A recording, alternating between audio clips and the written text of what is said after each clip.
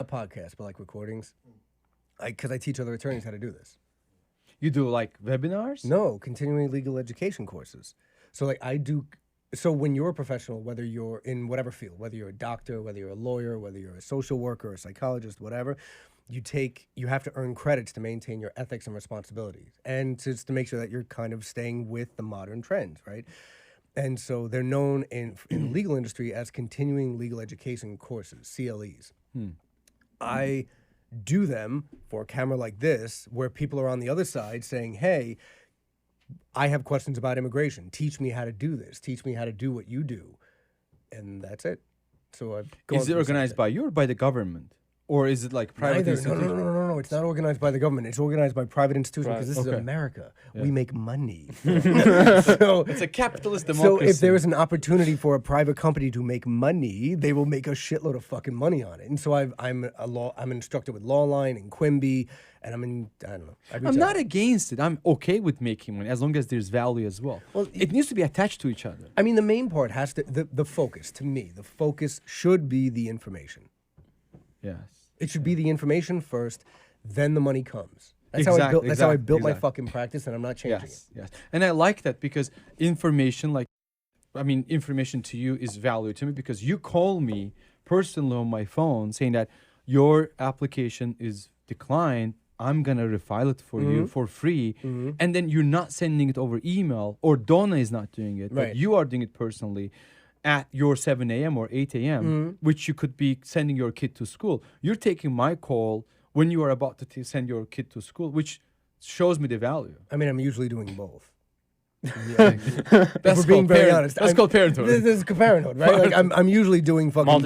Multitasking. Yeah, that's exactly right. Like I'm texting Gudrat on WhatsApp. I'm calling you on the phone with my earbud, and I'm taking my daughter to school. It's usually a combo. But do you think you're missing on something then if you're doing multitasking? Like, do you missing You on the always fatherhood miss. part? You always miss when you're multitasking. So 'cause where you're do you never fully compromise? focused. Usually between the hours of, say, 3 and 7, I try to minimize my attachment to the phone so that I can be with my daughters and my wife. I love what you said. We can get started. I love what you said. I just in one of assumed the we already emails. were. I love what you said in one of the emails. You said you love to have dinners with them. I noticed it, right? In the emails you mentioned. That's exactly why I wouldn't do a dinner here. I'm with them for dinner. Dinner is the most important. I noticed it. That's Before it. they go to bed, they Yeah. remember. And it becomes a family tradition. That's exactly right. Dinner, bath, books. Sometimes we watch 1970s sitcoms, fucking Matlock or Columbo, which my neither one of you know about. No. But my man over there behind the booth knows about Columbo. I'm getting a big nod over there. You don't have to make me feel like immigrant from now. Like, It's okay. I won't do Yeah, that anymore. don't Sorry. start so we fast. still have a lot to catch up. We need to understand baseball first. That's what I need to know how it works. It's hit the ball, run around. Why It's they are the- running? I mean, try to understand. Okay, I think we can get started. Or maybe you have already. We're already rolling. rolling. Okay. We've been all right. rolling. Yeah, no, it's been too Okay. good. I had a feeling he just fucking hit the button. Was like, I think yeah, it's no. already. It should be go. Okay, Michael. Let's just get started. Like Yeah. we have you here, we have Gudrat, and we have myself, Seymour. We have Laura here, and she's not. She's behind the camera. But Michael, let's just get started with the question that we have always been talking with you about, and I asked you a couple of times, which always your answer Can I impressed me. interrupt? Yes. I'm gonna fuck up your flow for a second. Yes. Who are you? Say who you are and say who I Gudrat think we is. should do an intro. You should introduce yourselves. Otherwise, you're just some schmuck asking me questions with a nice beard. Thank you for the schmuck. that's a nice rainy compliment that you seem to take. Please said cut with- this part. I said with a nice beard. We have fantastic beards on this stage right here. Like it's fan, but you should introduce yourself. Let the people know who you are. It will come through. It will come through. will come through. Like how we ended up here today. But I would like to start with you. Okay, fair and I enough. want to say, You're the maestro. who are you Yeah. and why do you do what you do? See, I mean, look, I love that question because nobody ever asked me why I do what I do. Seriously, truthfully, nobody Really? No nobody one. ever asked me that. I Because think you can't be doing it for money. It's not about money. I know it's not about money. immigration is not where you make money. nobody says I'm gonna get into immigration to make a shitload of money unless you're just some fucking hack asshole. Like no, like we were talking before about you have basically visa mill companies that do thousands of cases a year and they don't care about the quality. But that's not how I operate. I'm going to get to who I am. Yeah. I'm going to answer your question in a second. So, but for me, I mean, I've been doing this for 13 years. I started working in law when I was 19. So 18 years ago, I started working in law, and I've worked in about 15 to 16 different areas. I've done mergers, I've done acquisitions, I've done high-level corporate, I've done in-house counsel for a nine-figure company. I've done mergers and acquisitions for major media conglomerates. If I wanted to stick with the money and focus on money and stay with business and just make a shitload of money, I would stick with corporate and entertainment transactions. Because the reality is, on that side, you make more money. When you play with money, you make money. What I did though when I started my practice 13 years ago, I started with corporate and entertainment transactions as well as immigration. I did the fucking table tap thing for a second. I did the table tap thing. No, I'm letting the people know I should have done that. And so, and anyway, so I started with corporate and entertainment transactions, and I also did immigration.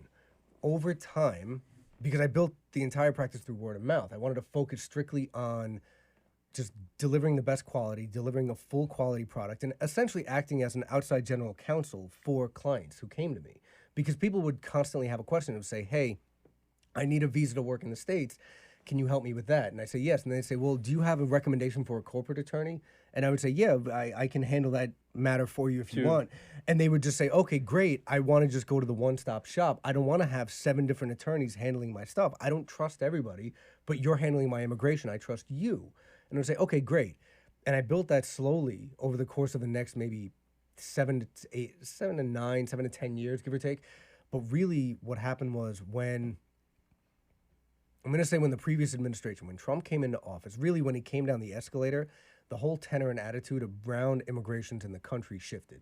And you could feel that, especially as kind of, if you're an empath, if you're an empathetic individual, if you're in New York and you're surrounded by individuals from all around the world, you could really feel a different attitude and tone towards the immigrant communities that exist, right? And so it was only exacerbated by COVID. So what ended up happening was between Trump and COVID, I basically had to shut down the corporate and entertainment transaction side of things because it was taking up time from the immigration. And the immigration was so busy, was so wild. And quite frankly, I enjoyed it more because you're dealing with people. You're dealing with their lives. You're dealing with who they are. And I got into this to help people.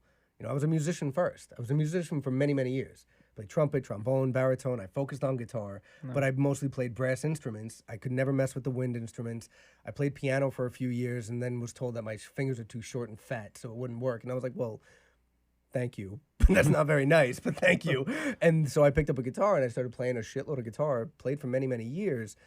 And then I decided I wanted to really help other people who had the talent, who had the artistry, who had the drive for their craft. Whether you be an artist, an entrepreneur, an engineer, a VC, it doesn't matter to me. Like, whatever your passion is, I want to help you get that. And I just ended up focusing on immigration. But I fell into the sort of creative aspect of immigration purely by happenstance. I don't know if you want to hear that story too, but we will come to that. We will come to that. So if I can put it into context from walking backwards. So you are right now an immigration lawyer, helping individuals all across the globe with potential to come to the U.S., continue their lifestyle, continue their education, continue their career, and you help them sort it out through the legal processes, right? And if I can refer to Gudrat here, who was your client, who still is your client, who you mentioned that many customers come to you through the word of mouth. Yeah. I actually found out about you through him, which is again based on the trust. He said, look, there's this lawyer, you should work with him. He will get A to Z. And Gudrat, how did you get to know about Michael? So it's how it all happened. So basically I work at Startup Ventures, and Michael has been heavily involved with Startup, with our startup founders, with our community. And basically, I graduated from my university, and I was working at Startup. You went to school here, right? Yes, in I New did York. my master's here at Fordham University. I was majoring in finance. So upon my graduation, I joined Startup, and then there was a time where I had to think about my immigration plans. So what I'm gonna do. So basically, I had a conversation with my director at Startup, and she said that there is a really good lawyer who helped a lot of our founders, and he's very, very good at this all. So this is how I met Michael. And was that Anastasia?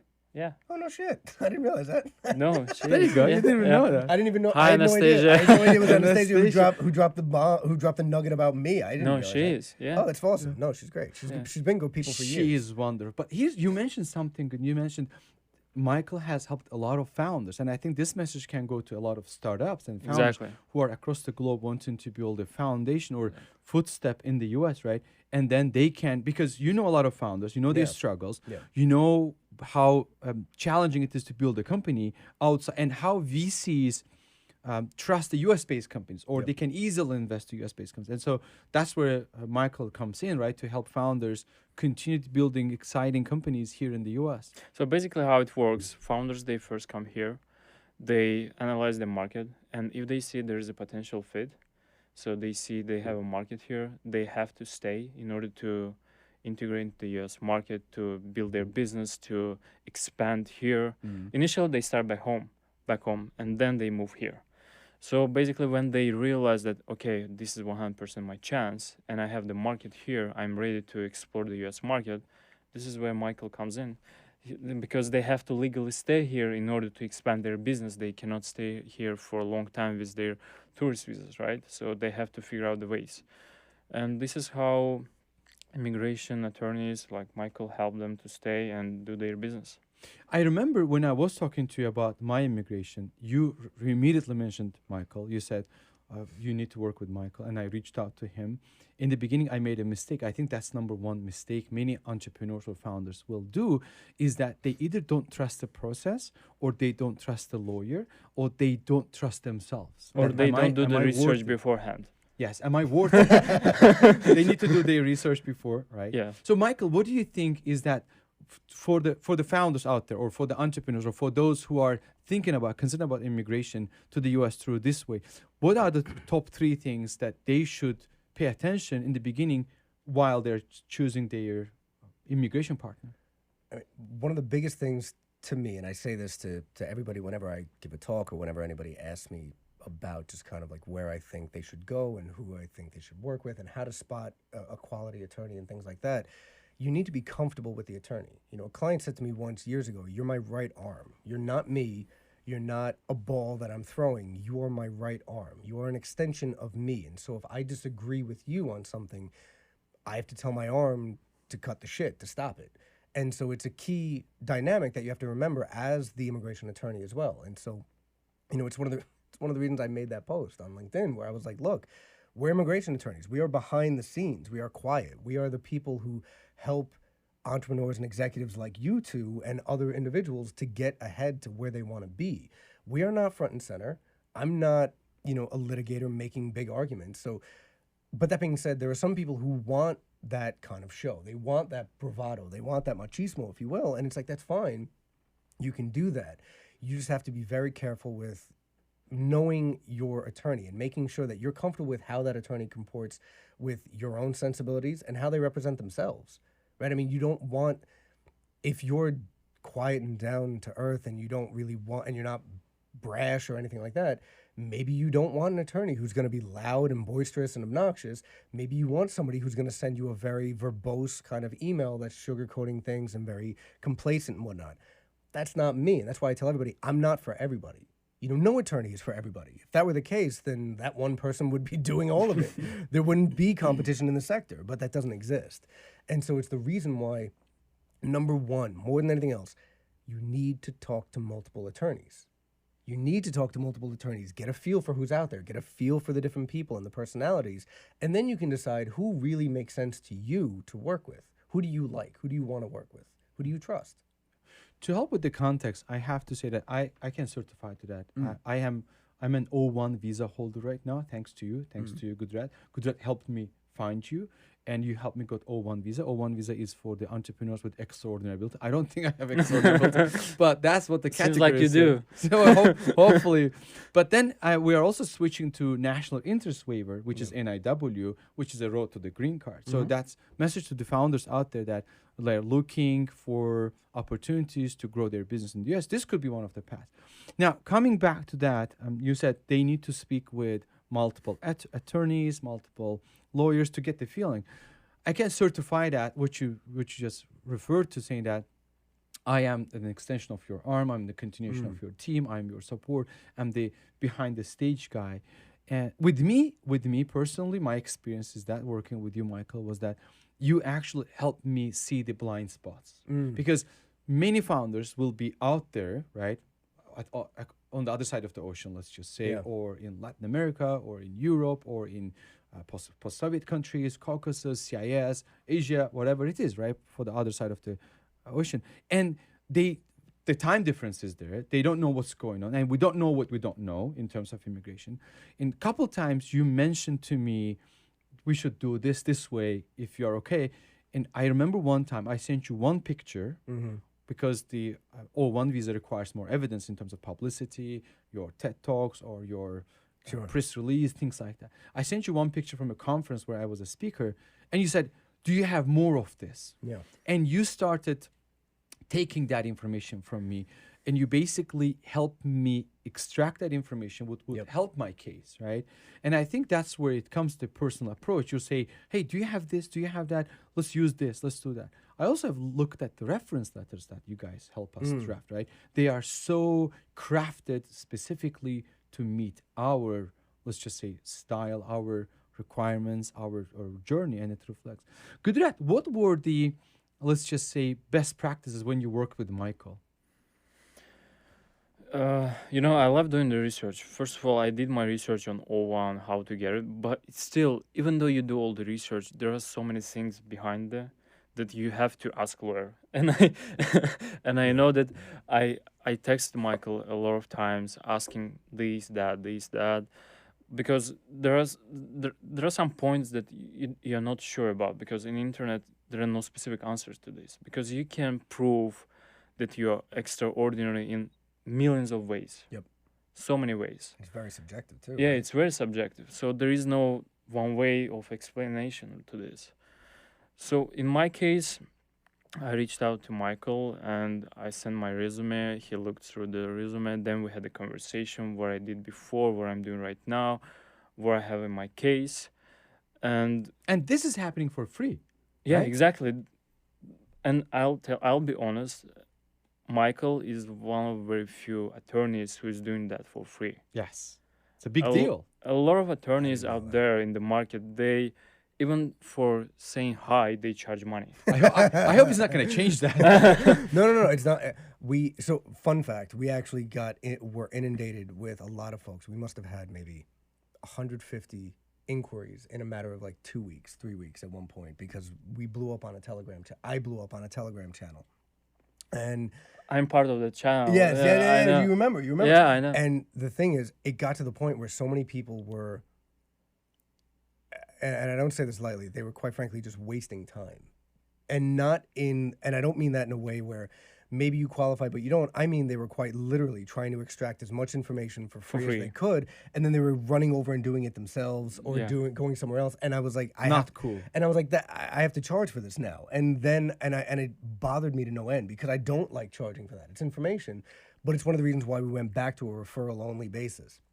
And so I shut down. I don't know if I think I told you, I told 2 other people. I was like, take my name off that list. Get rid of me. I don't want to be on that. I'm not taking anyone from there. And then I think word spread pretty fast. They're like, he's not taking anyone from here unless you're a direct referral. That's the 2 things I want to highlight. Number 1 is that you are not quantity guy, you're a quality guy. You're quality over quantity.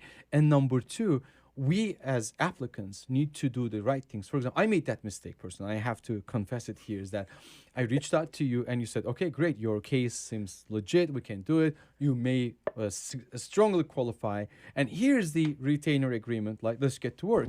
What I did, I ghosted you for approximately 6 months. Which 6 months. that's my fault. I think it was like 4 to 6 actually. Yes, It was a long and time. that's many applicants will do. The reason I will be again straightforward. The reason I did it, I looked at the process. At some point, I didn't trust myself that I may qualify, and then there's so much information out there that you don't know how to filter it, right?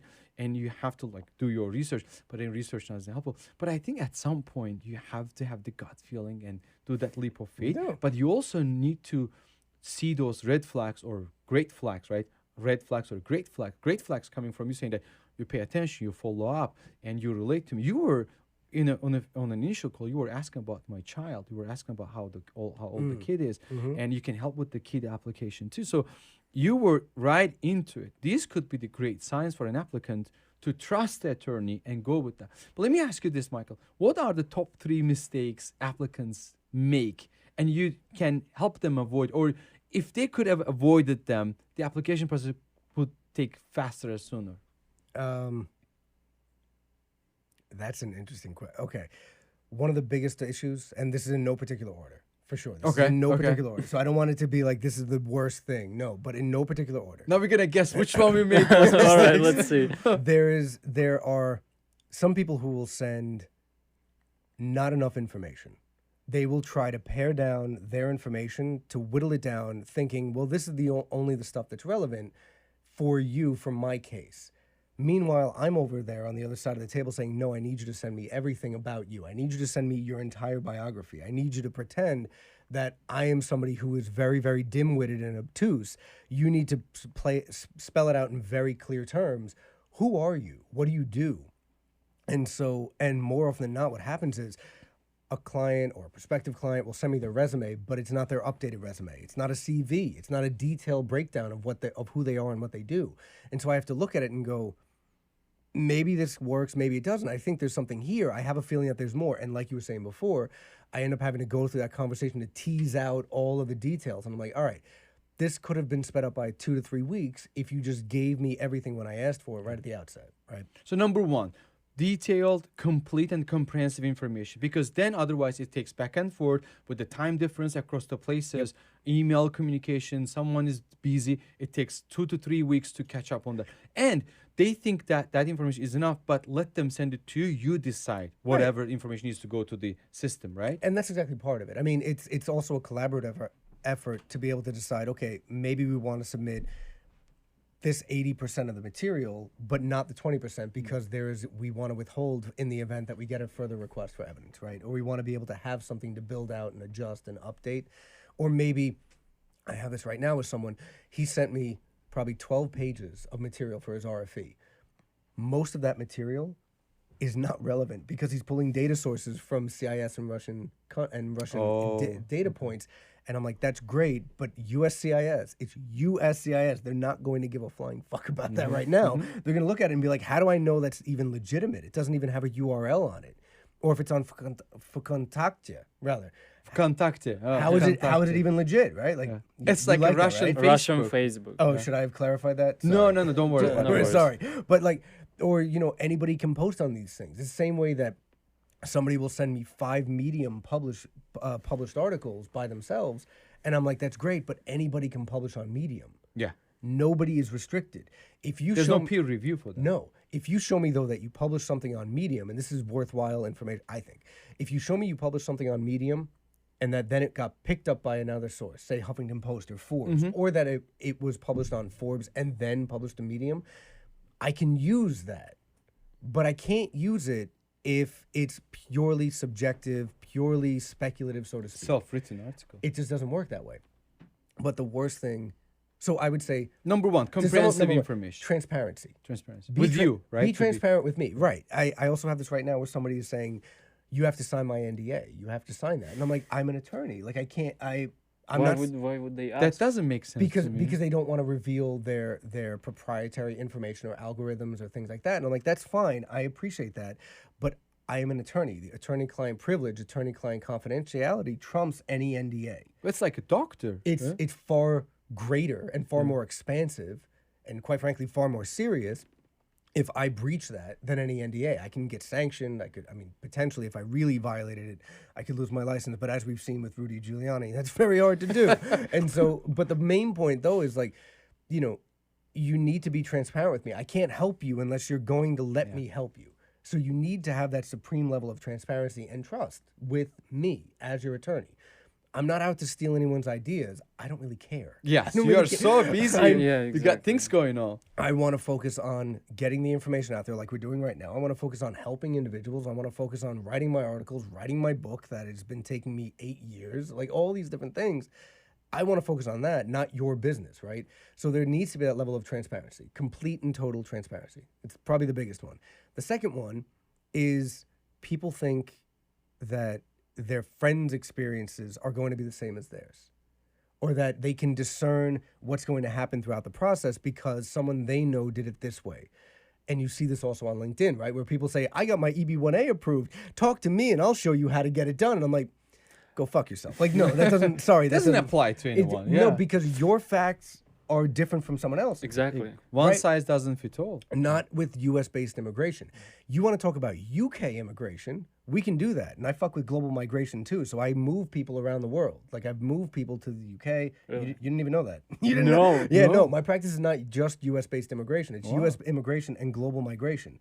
So I've taken clients when they go on tours or when they have film productions or when they need to move outside of the US and they need a UK or a Dutch or a Spanish or a Portuguese visa or one to go to Nigeria for a concert or whatever the case might be.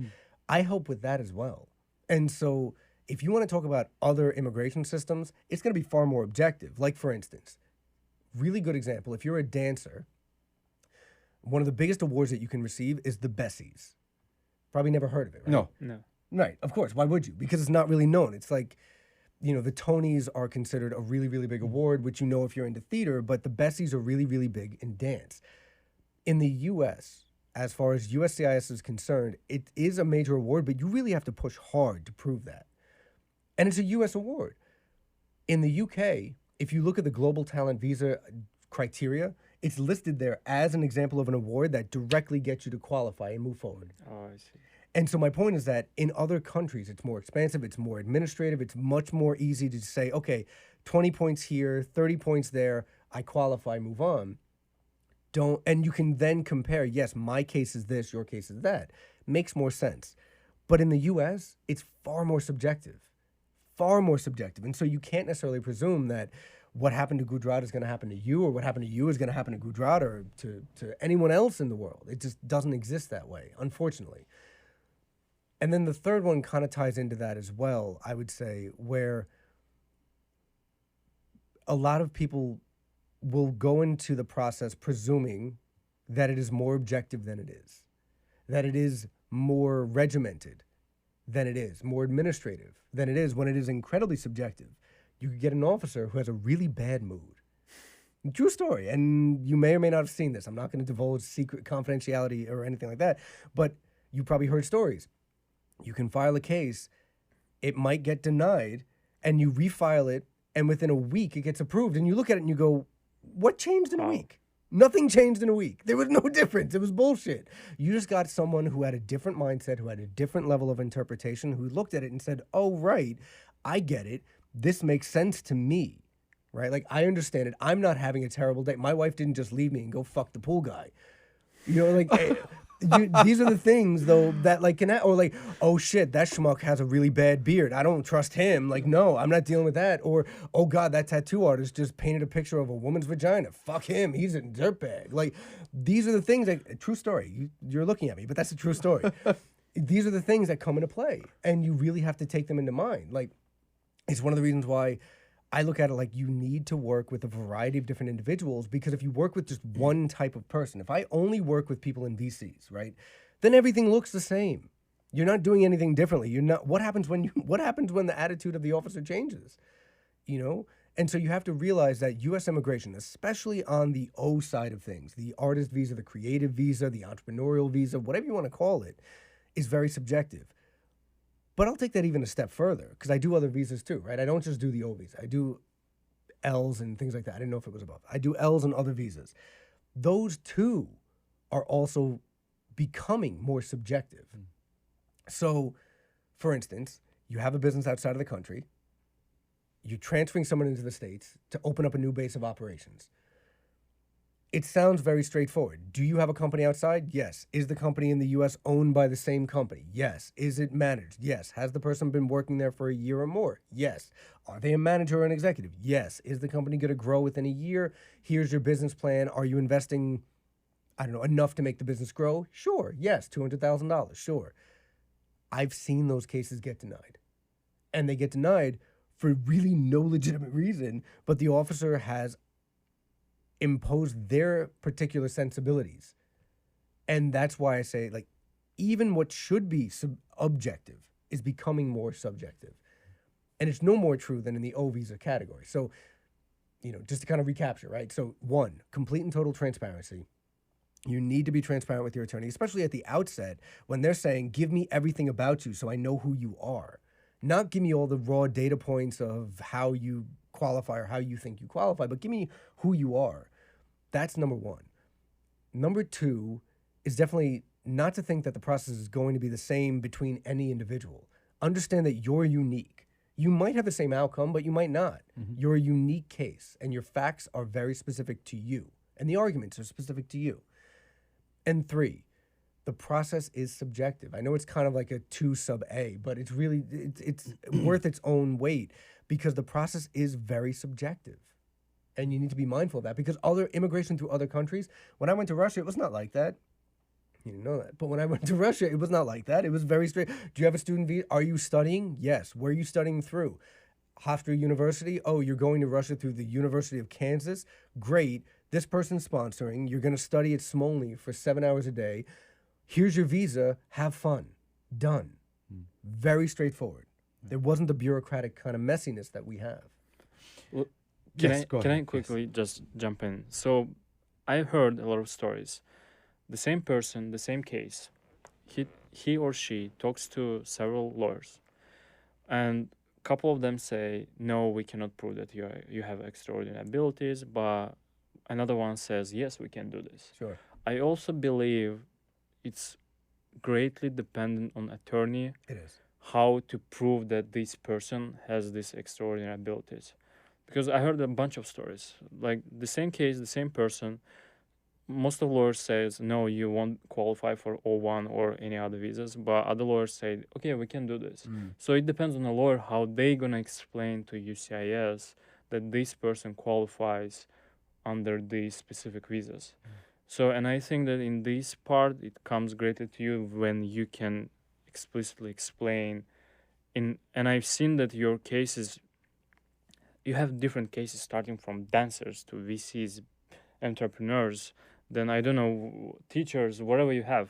I have teachers. Yeah, and I have archaeologists. exactly. So you're doing great job in explain all these fields because you should also understand these fields in depth so that you would explain this to the immigration office as well. So that is one of the things that ties into the key aspect that we were talking about before about being an arm, being an extension of your client. When I get a cancer researcher at MSK, Memorial Sloan Kettering for people who don't know, right? When I get a cancer researcher at MSK, I have to dive into who they are as a radiologist and what they do. When I get someone who's a VC, I have to dive into, okay, what kind of VC are you? Are you investing in small businesses? Are you focusing on foreign-born businesses? Are you focusing on the healthcare sector? What sector are you focusing on and how can I build that out? People don't always know this, but I actually read your papers. I watch the articles. I read the journals. I read the things that you publish because I have to. Because if I can't do that, then I can't be a proper biographer. And that's kind of the key aspect, right? Like my role is to be a biographer for the client. And I have to take who you are and what you do and distill it down so that they can understand it. Sometimes I do that spot on. Sometimes it gets lost in translation. But we always try. And we always try to do the best we can to be able to say, okay, I have this right now with the same person that I was telling you about before who had about 12 pages or so or more of material that he sent me. And I was like, I can't use a lot of it because it's just not relevant. He's so all over the place and in a great way that you have to really pause for a second, take a deep breath, close your eyes, and then say, okay, where does this person land? How am I going to present what they are and who they are and what they do? Sorry, strike that, reverse it. Who they are and what they do to immigration so that they understand it well, right? Because the person on the other end, if you don't know, they're either in Vermont, Nebraska, Texas, or California. These are not people who are just sitting on a high horse in an ivory tower. These are usually individuals who are really working class folks who love baseball, they love football. They might live in a trailer or a prefab home in the middle of nowhere, working remotely, adjudicating who you are as somebody who's an expert in AIML coming from CIS. Like, you can't expect them to know, and again, and it ties into the level of subjectivity, right? Because you can't expect that person on the other end of the table to know exactly who you are. That's why your writing has to be super fucking clear. And so it's why you have to know your audience. Just like in VC and business, you have to KYC, right? You have to know your customer. Same shit applies here. You know, so if you're an entrepreneur, just you have to know your customer. And you're dealing with somebody who may or may not know you. So you have to focus on distilling everything down, making it readily digestible. There are so many great things happening in this conversation. From beginning your let's just appraisal about Michael, how he is taking all that information, unstructured data, makes it, positions it, right, in a convincing way to the officers that we have nothing, no idea about, and then which have subjective authority to make a decision on that case. And coming back to those three things, completeness and transparency, and then specifically what do you call it, not comparing their cases to other cases because everybody has a subjective experience, and then expecting UK-like or Canadian-like or Australian-like point-based system in America, which is wrong, Right. because in the US they have more subjective approach to, which I find it very good that they don't put you into a single box that everybody who gets above 80 point qualifies. No, they say, okay, let me look at Gudrat's qualifications. Let me look at his presentation. Let me look at his VC history, startup scouting history. Gudrat is a startup scouter, right? He's looking at startups, he's finding potential, Sure. and helps them with the startup VC. And that's where you come in. We basically come and dump the data on your inbox and say, hey, this is everything about me. And then you take all those pieces as of from they have been through the shredder, and you put them together and you say, Mr. Officer or Mrs. Officer, here's this guy. With all the qualifications the U.S. government or the attorney school or the law and gives to me that I believe this guy has a potential, and then they decide.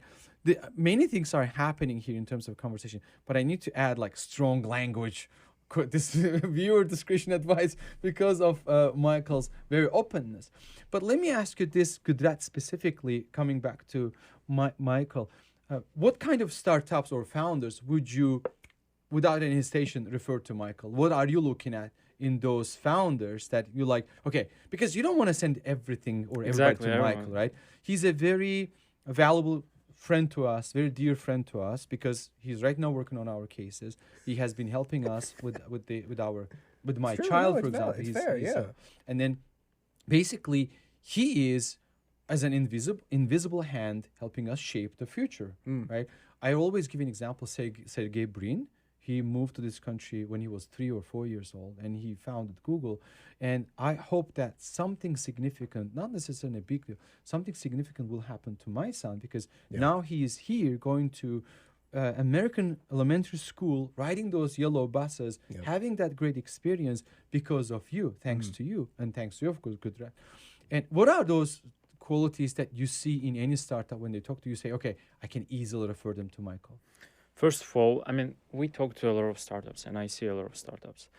Most of them initially, they have this dream of moving to the US, and they think that they would definitely succeed. I wish they all succeed. I mean, because the sky is the limit here. You can do wherever you can as long as you have the potential. But I know that Michael is very busy, and I cannot refer everyone to him, so I have to be Sort of selective. Yeah. Selective. So, and in our pipeline, we have a lot of startups who work with us on a daily basis, and we see their potential, and we see if they, I mean, if they are right fit for the US market, and if they are personally ready for this. So we work a lot with startups, and we know when they are ready for this, and if they really want to do this. Because some people move here, initially they are very excited, but then I don't know what happens, but they feel, no, it's not the best place for them to stay. So these are the criteria. You have to be confident that you want to stay. You have to be confident that you have a market here, that you really know what you're going to do here. You're going to expand your business. You have the path. You see the path. You have a plan. You have a business structured in the right way to position yourself here. And then if we see the right fit, then I refer to Michael. Before we shift the gears to Cataliotti law, which are, you're Italian-American, right, if I may say? On my father's side, Sicilian and Irish. On my mother's side, Ukrainian, German, Jewish. Very, very nice. Basically, immigration 1900. Things like Ellis Island, 10. Like that's kind of the range. Before we move to you personally, your background and Cataliotti law, what kind of practices you have, I want to talk about something you mentioned, which is U.S. may not be the shiniest place, and then it looks great from outside, right, on the other side of the ocean. But what are the things that? Why do you think people? We can talk about our cases, but I want Michael to answer that first, if that's okay. Why do you think people are striving to come to this country? What is it so special about this place from an attorney's perspective? You know, it's interesting because I got into the global migration aspect because I started seeing clients and founders who either floundered after they got here and were like, yeah, this is too much work. Like, no, fuck that noise. I don't need this. No, I had a good thing going in Dubai or Abu Dhabi. Like, what the fuck did I just do? Like, no. And is it real? Is it happening? It really happens. Yeah, no. And I would help them reposition. I feel like it's not so much an American dream as much as it's a localized city dream that people have. You know, it's positioned worldwide as the American dream. You come to America, you can have freedom and do all the things you want to do, and the sky's the limit, like you said, and all that good stuff.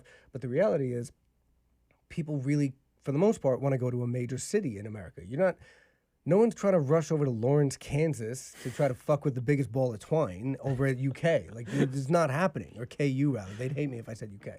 But, like, that's just kind of not what people are kind of striving for. Now, that being said, they have a great Russian language program, and they get a lot of great basketball players in. But the point is, people are trying to come to New York. They're trying to go to LA. They're trying to go to Houston, Dallas. They're trying to go to Miami. And so I think it's this idea that if I get there, I've done great things out here. So why can't I do it there? Why can't I replicate my success in the States? Of course I can, and it'll be even bigger, even better.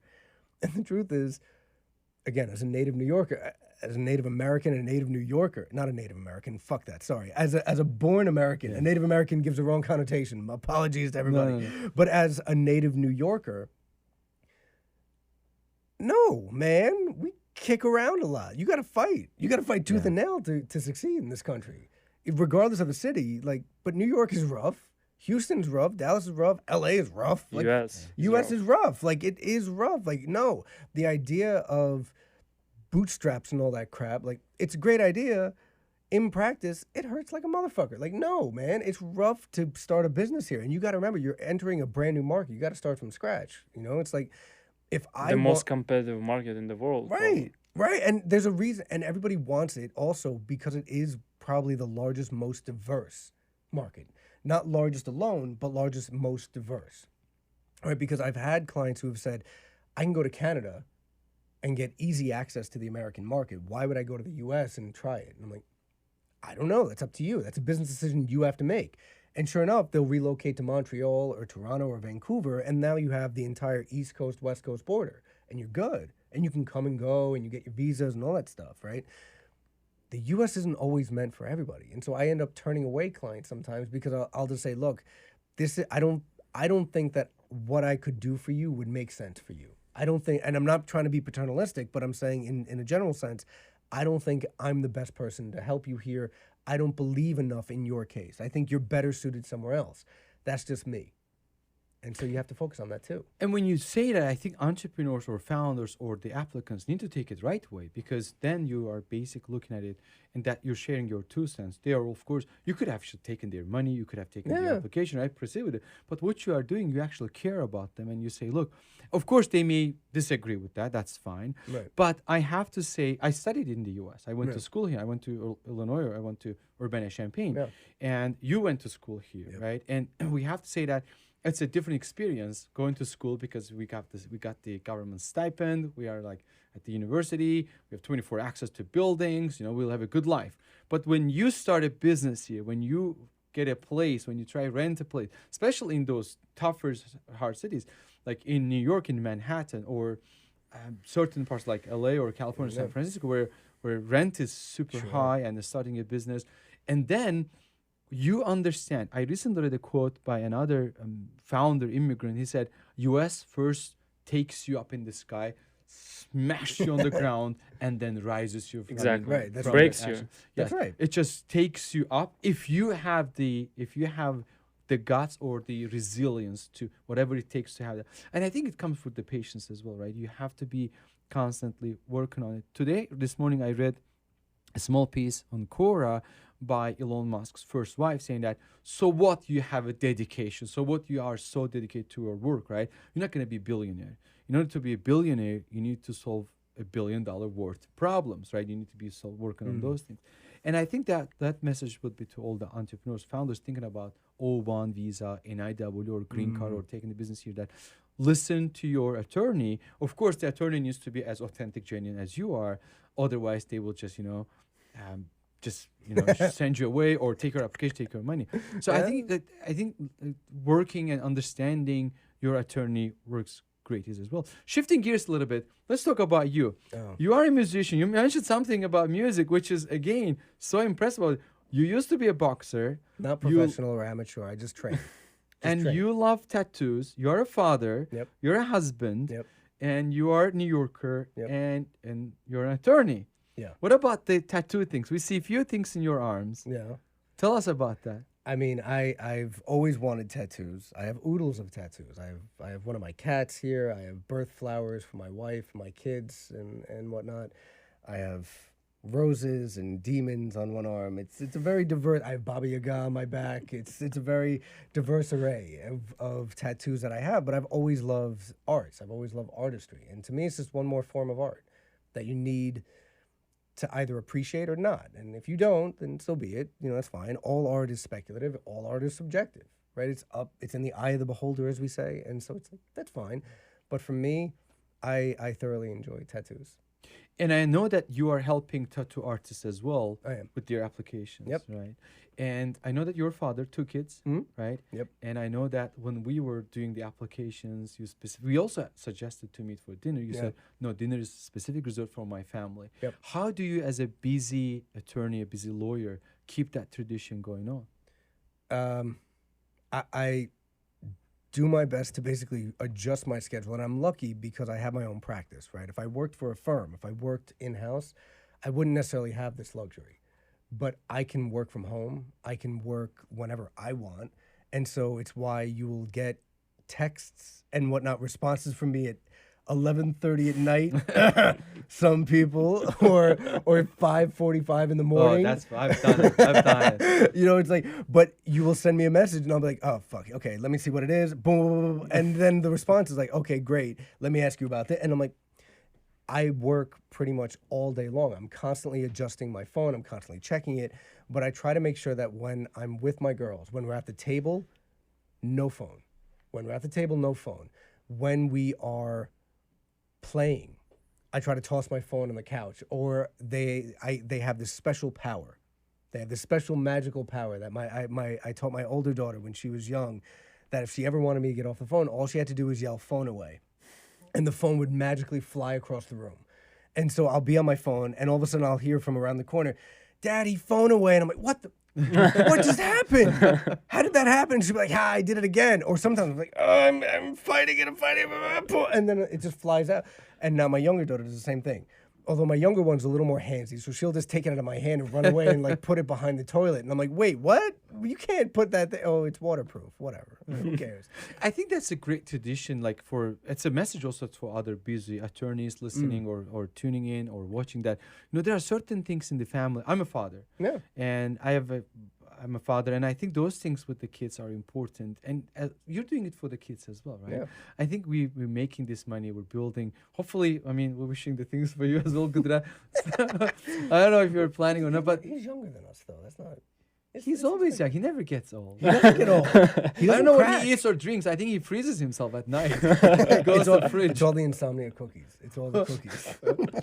But I think these are great traditions that no matter how much money you make, no matter how many hours you work, you still have to have those certain ingrained values in the family. That it could be dinner, it could be late night conversation, or it could be a cup of tea with them.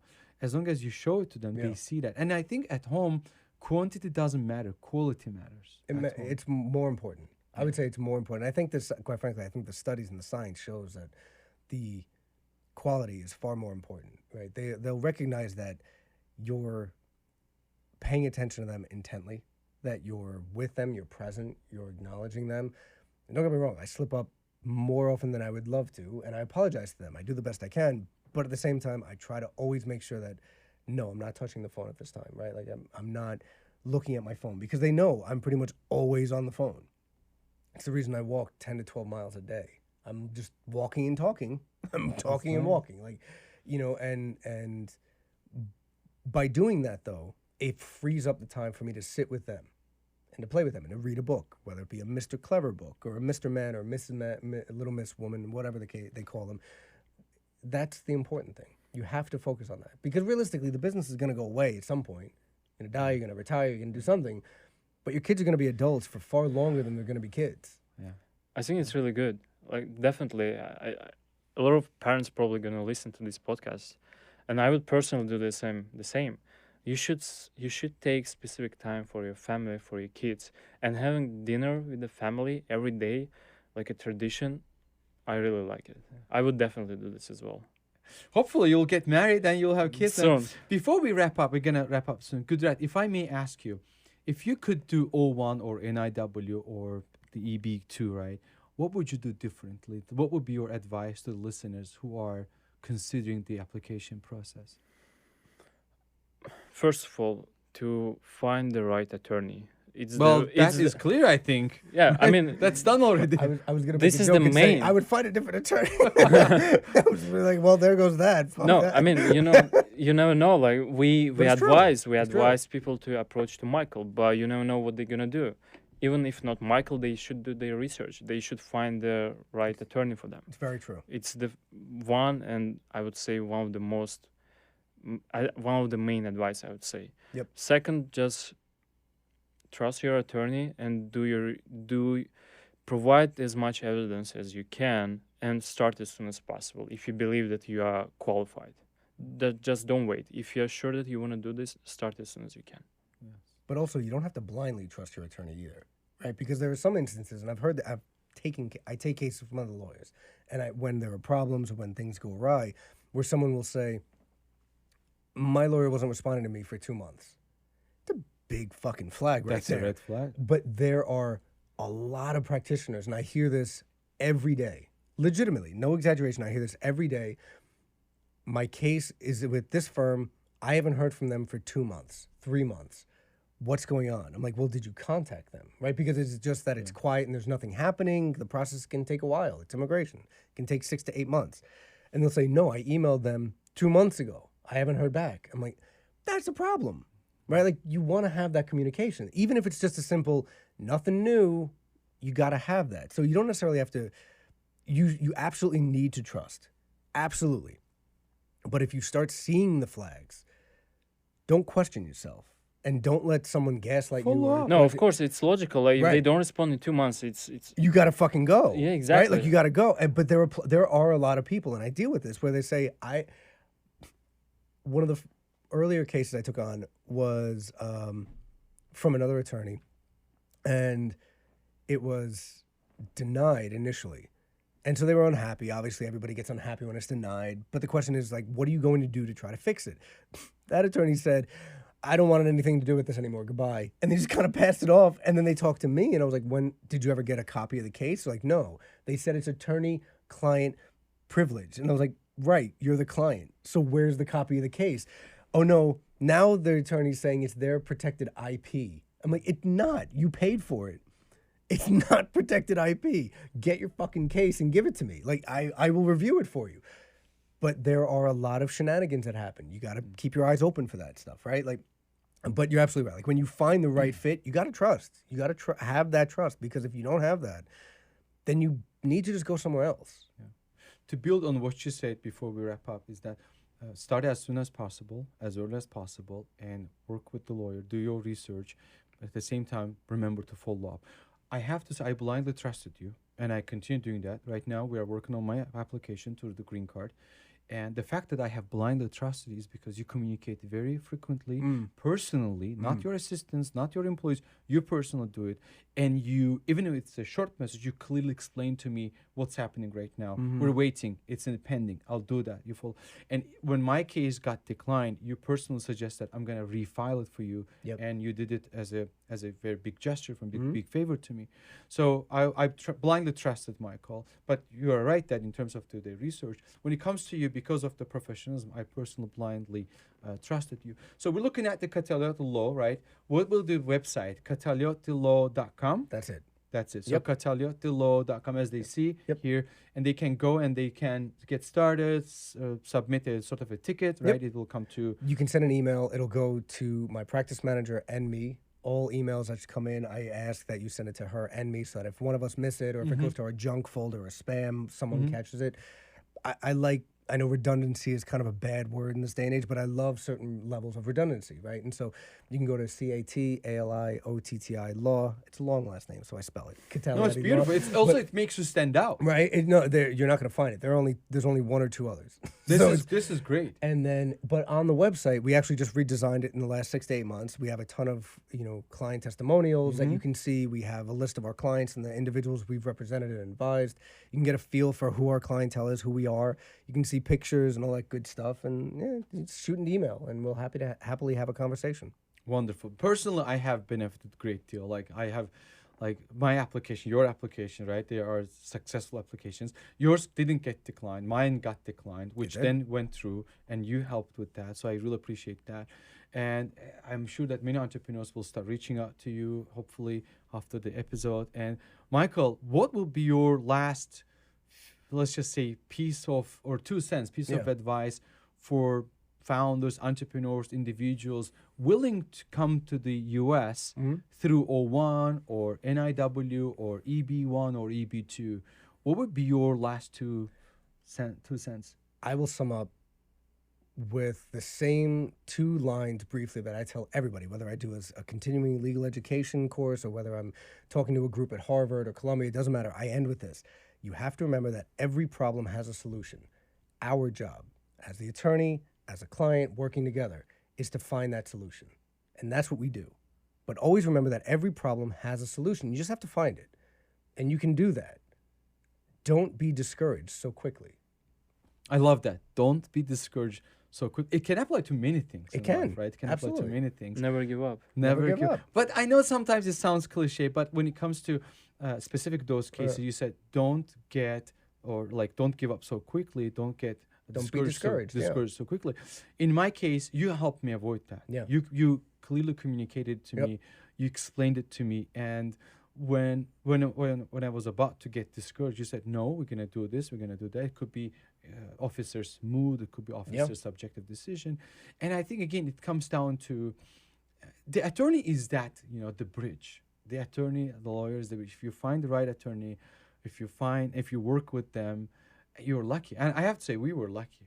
I was lucky that I worked with you, and I was lucky that I know Gudrat. So, Gudrat, thank you so much for bringing us together. Michael, thank you so much for sharing your wisdom, your knowledge, your experience, and then the very strong language as well. So sharing it with us. Well, you're a New Yorker, so why not? It's blunt, man. Yes, we got to be blunt. That's authentic. It's the only way to understand. And that's the thing, right? We all strive for true authenticity. Yes. And this is the case. It's like I said to everybody, I'm not for everybody, but True. I am authentic. True. Thank you so much for doing this with us. Thank you. And we believe that many people will visit. I will also share on LinkedIn. They can find you on LinkedIn as well. I'm on LinkedIn. On LinkedIn and the website as well. And they can reach out to you. We will share the details in the description of the podcast as well. And looking forward to having you again. Thanks a lot. Always a pleasure, gentlemen. Thank you so much. Thank you. All right, this is it. I think we can shut us down.